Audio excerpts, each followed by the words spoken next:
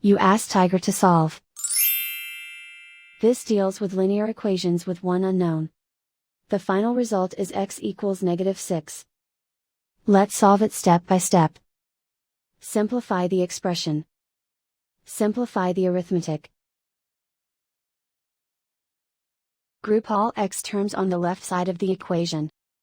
Subtract 3x from both sides. Group like terms. Simplify the arithmetic. Group like terms.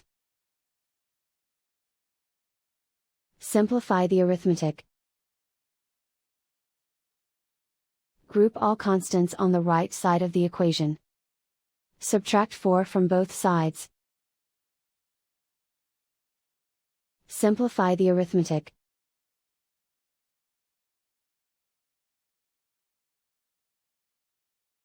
Isolate the x. Divide both sides by -2. Cancel out the negatives.